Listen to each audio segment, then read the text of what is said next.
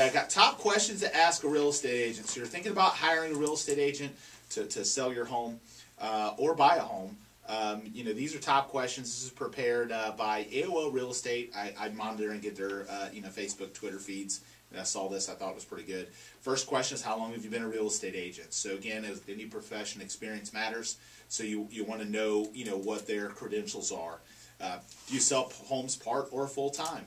Imagine calling up somebody and saying, hey, look, I want you to be my attorney. And they tell you, oh, well, I work at Walmart, 30 hours a week, but I'm an attorney part-time. Would you really consciously hire that person as your attorney? I think you got to think about the same thing when you're hiring a real estate agent.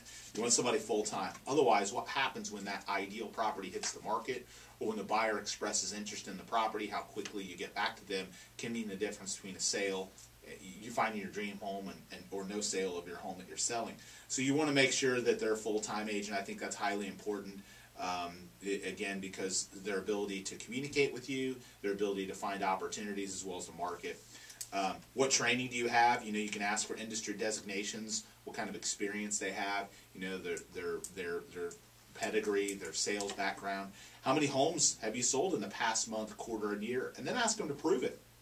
The real estate world, I can't tell you how often I talk to agents and they're like, oh, I sold, 7 million homes, in the last year. And, if somebody has sales statistics, they tell you the sell number of homes, ask for proof. Today there's broker metrics. There's all these different things that people can pull to show how many homes they sold. So ask them if they're telling you that they sold 6 homes in your neighborhood, say, show me, because again, the statistics are readily available today. They can have spreadsheets, all that kind of stuff. What's the average days on market for your listings is another good one. You want to know how long it takes them to sell their homes.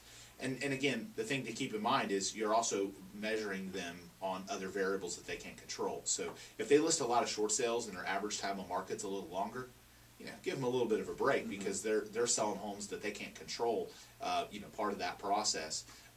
Same thing goes with foreclosures. If they list a lot of foreclosures, those homes fly off the shelf.